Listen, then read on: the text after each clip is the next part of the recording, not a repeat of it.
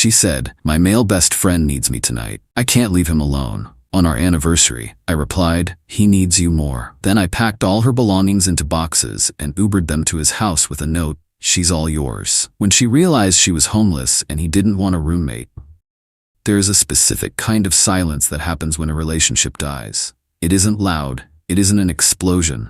It is the sound of a bolt snapping because it was torqued too hard. I heard that sound last night at 7:30 p.m., sitting in a leather booth at a steakhouse that charges $80 for a ribeye. I, 52M, own a chain of auto body shops. I have spent 30 years fixing things that other people wrecked. I am good at it. I can look at a chassis and tell you if it is bent within a millimeter. I apply that same logic to my life. Structural integrity is everything. If the frame is bent, the car doesn't drive straight, and eventually it crashes. I don't drive bent frames. I have been seeing Taylor, 34F, for nearly 2 years. She is a pharmaceutical sales rep, high energy, polished, very social. We met when she brought her Audi in for bodywork after a fender bender. I liked her drive. I liked that she seemed to have her life together. She wasn't looking for a savior. She was looking for a partner. Or so I thought. She has practically lived at my house for the last 6 months. My place is a sprawling ranch-style home on 5 acres, quiet, secluded, with a large workshop in the back where I restore classic muscle cars. Her place is a shoebox apartment in the city. However, and this is the detail that keeps me out of jail today, she never gave up her apartment. She kept it for work. She needs a city base for client meetings, and because she has a rent-controlled lease she didn't want to lose. All her bills, her driver's license, her voting registration, and her legal correspondence go to that apartment.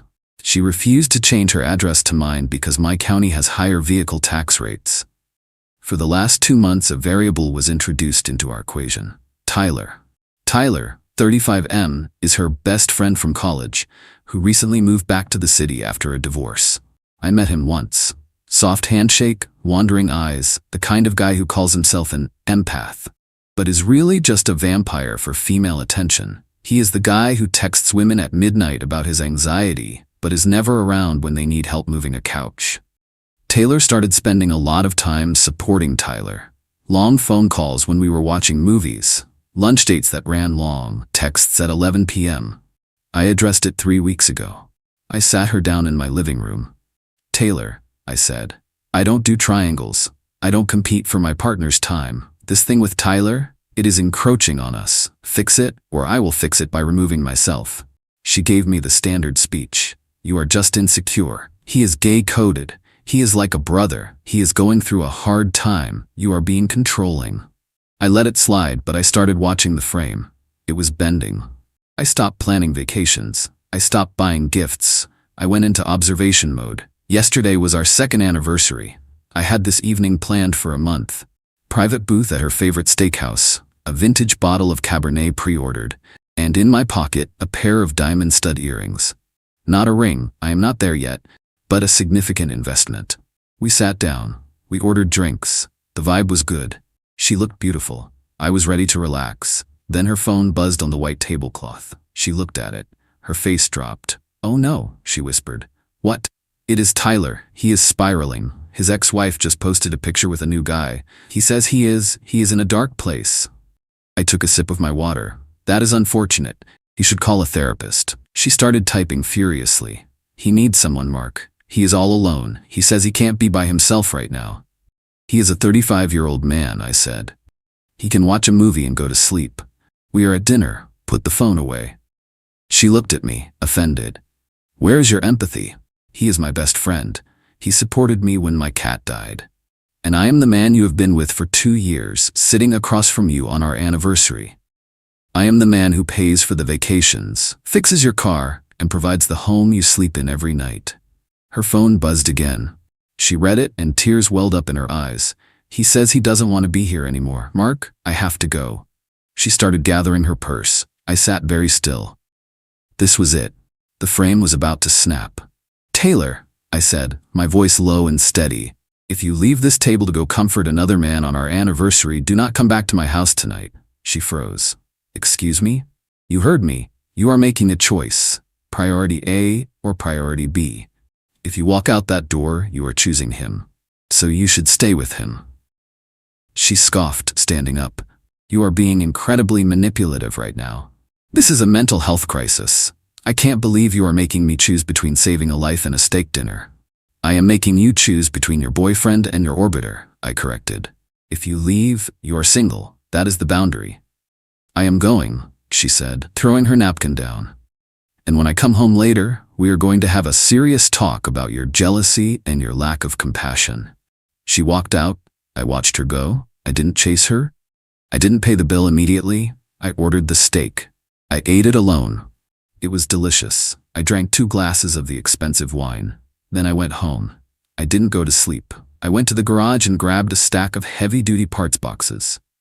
I use them for shipping alternators and engine blocks. They are tough. I went into the master bedroom. I stripped the bed. I went into the bathroom. I cleared the counter. I went into the closet. I pulled every hanger. I wasn't angry. That is the thing people don't get. When you are done, you aren't mad. You are just working. It was like clearing a workspace before a new project. You remove the debris, you sweep the floor. I packed everything she owned: clothes, shoes, toiletries, the espresso machine she insisted on bringing over, her yoga mat. Everything. I checked under the bed. I checked the laundry room. I taped the boxes shut. I labeled them Taylor. At 10:30 p.m., I loaded them into the bed of my pickup. But then I stopped. Why should I drive? She left me. I shouldn't be delivering her baggage personally. I pulled up the Uber app. I selected Uber Connect, the package delivery service. I requested an XL vehicle. A nice guy named Ahmed pulled up in a Suburban 15 minutes later. "Moving someone out?" Ahmed asked, looking at the pile of boxes in my driveway under the floodlights. "Something like that," I said. "I will tip you $100 cash right now if you help me load these and verify delivery." We loaded the SUV. It was packed to the roof. I entered the destination, Tyler's address. I knew where he lived because she tracked his location on Find My Friends and showed me once when he was having a panic attack about a flat tire. I handed Ahmed an envelope to tape to the top box. Inside I wrote, "He needed you tonight. Now he has you. All of you. You don't live here anymore. Here are your things. Happy anniversary." I watched the taillights disappear down my long driveway. Then I walked to the control box for the electric gate at the end of the driveway. I changed the code. I engaged the deadbolts on the house. I poured a scotch. I checked my phone. It was 11:15 p.m. She sent me a text at 11:20 p.m. "I am heading back. Tyler is asleep. I am exhausted. Please don't start a fight when I get in. I just want to shower and sleep." I replied, "You aren't getting in. The gate code has changed. Go back to Tyler's. Your stuff will be there in 5 minutes." Then I turned my phone off. Update 1. The fallout was spectacular. I woke up this morning to 38 missed calls and a voicemail inbox that was full. I made coffee. I went out to the workshop to work on my '69 Camaro. Nothing clears the head like wrenching on an engine. It is honest work. The engine doesn't lie to you. It runs or it doesn't. Around 10 a.m., my gate buzzer rang. I checked the camera feed. It was Taylor. She was in her Audi, parked at the gate. She looked like she hadn't slept. Her makeup was smeared. She was pressing the buzzer repeatedly. I picked up the intercom. "You are trespassing. Mark," she screamed into the speaker. "Open this gate. This is illegal. You can't just evict me. I live here." "I didn't evict you," I said calmly. "You don't live here. You live at her apartment address. That is where your mail goes. That is where your license is. That is where you are registered to vote. You were a guest. Guests leave. I have rights. I have stayed there for 6 months. You have an apartment in the city," I countered. "Go there." "I can't," she sobbed. "I sublet it to my cousin. She has the keys. She paid rent through the end of the month. I can't kick her out without notice."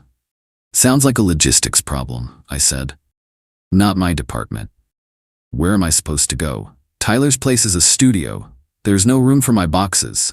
They are sitting in the hallway. The landlord is threatening to fine him." "Ah, so the best friend didn't want a roommate." "Tyler needs you," I reminded her. "He was in a dark place. Now you can be his light, 24/7. "He doesn't want me to live there," she yelled. "He has a girl coming over tonight. He told me I had to leave by noon." I almost dropped my coffee. I started laughing, a deep belly laugh. "Wait," I said. The guy who was spiraling and suicidal last night because of his ex has a date tonight? Silence on the other end. He played you, Taylor, I said. He wanted attention. He got it. You blew up your life for a guy who sees you as an emotional fluffer. And now that you come with baggage, literal boxes of baggage, he is not interested. Mark, please, her voice softened, turning into that pleading tone she uses when she wants something. I made a mistake. I see that now. He was manipulating me. I love you. Please just let me come get my clothes and we can talk. I can't leave my stuff in a hallway. Your clothes are at Tyler's, I said. Go get them from him. You chose him. Commit to the bit. I hung up the intercom. She sat at the gate for another 20 minutes, honking her horn. I called the sheriff. I know the deputies in this county. We go hunting together. It is a small community. I told them I had a trespasser at the gate, refusing to leave. A cruiser showed up 10 minutes later. I watched on the monitor as the deputy spoke to her. She waved her arms. The deputy didn't look impressed. Sir, the deputy said over the intercom after talking to her. She claims she lives here and you locked her out illegally. She says her apartment in the city is sublet and she has nowhere to go. Deputy, I said. Her driver's license lists the city apartment. Her car registration lists the city apartment. She sublet it under the table to avoid changing her address to my county because she didn't want to pay our tax rates. If she is claiming this is her primary residence, I would like to file a report for insurance and tax fraud right now. I paused. Also, her subletting situation is a civil contract issue between her and her cousin. It doesn't grant her tenancy on my property. The deputy paused. He knows the law. Copy that. He turned back to Taylor. I couldn't hear everything, but I saw her face drop. He basically told her that her poor planning with her sublet wasn't my emergency, and her legal address was the only one that mattered to him. He pointed down the road. She got in her car and left. Then the texts started coming from Tyler. He found my number. Bro, you can't just dump all this shit at my place. My landlord is gonna freak out. Come get these boxes. I replied, not my property. It belongs to Taylor. She is your guest now. Be a good host. I didn't sign up for this, he texted back. I just wanted to talk to her. You called her on her anniversary, I replied. You wanted her attention. You won. She is all yours. If you throw her stuff out, I am sure she will sue you. Good luck. Blocked. I spent the afternoon detailing the interior of my truck. I found a tube of her lipstick under the seat. I tossed it in the trash can without a second thought. It is amazing how clear things look when you stop tolerating disrespect. I don't feel sad. I feel lighter. Update 2. It has been 3 days. The campaign has begun. Since Taylor couldn't get back into my house, and Tyler apparently kicked her and her boxes out after one night because it was too much drama, she is now staying on her cousin's couch in her own apartment. It is a one-bedroom apartment. I imagine it is tight. She has launched a full-scale social media offensive. She posted a long, tearful video on Instagram, stories so no comments allowed, naturally. The narrative? I am an abusive narcissist who isolated her and then threw her onto the street because I was jealous of her supporting a friend with mental health issues. She left out the part about the anniversary dinner. She left out the part where I gave her a clear choice. She left out the part where Tyler tried to hook up with someone else the very next night. Her friends, the Yas Queen Squad, have been blowing up my business page with 1-star reviews. Owner is a misogynist, unsafe environment for women, ruined a girl's life over jealousy. I didn't panic. I own a business. I deal with angry customers all day. I called my lawyer, Saul. Not his name, but he fits the vibe. Saul sent a cease and desist to Taylor regarding the defamation. But more importantly, I responded to the reviews publicly. On every fake review, I posted this reply. This review is from a friend of my ex-girlfriend who abandoned our anniversary dinner to go to another man's house. I returned her property to that man's house. I do not tolerate disrespect in my home or my business. This review is fake and has been flagged for removal. Most of them got taken down by the platform within 24 hours. My regular customers, guys who have been bringing me their trucks for 10 years, saw the drama and started posting 5-star reviews to bury the fake ones. Mark is the most honest guy in town, one wrote. If his ex is mad, she probably deserved it. Then her mother called. Susan. I liked Susan. She made great lasagna. She was old school. Mark? Susan said, sounding strained. She is a mess. She says you won't even let her explain. There is nothing to explain, Susan. She walked out on our anniversary to go to another man. I closed the door behind her. It was Tyler. You know he is harmless. He is not harmless, Susan. He destroyed her relationship with me in one night. And frankly, she let him. She prioritized him. Now she has to live with the consequences. She has nowhere to go. Her apartment is sublet. She is sleeping on a love seat. Her clothes are in garbage bags because Tyler made her move them. She's 34, Susan. She has a job. She can get a hotel. Or she can stay with Tyler. Oh wait, he kicked her out, didn't he? Silence. Yeah, Susan sighed. He told her she was being too intense and that he didn't realize she was going to invade his space. Imagine that, I said. The guy who demanded her attention didn't want the responsibility that came with it. I hope she learns from that. Can't you just meet her for coffee? Closure? She thinks if she explains that nothing physical happened, you'll understand. Susan, I said gently, it doesn't matter if they slept together or played checkers. She chose him. The boxes were the closure. I wish you the best.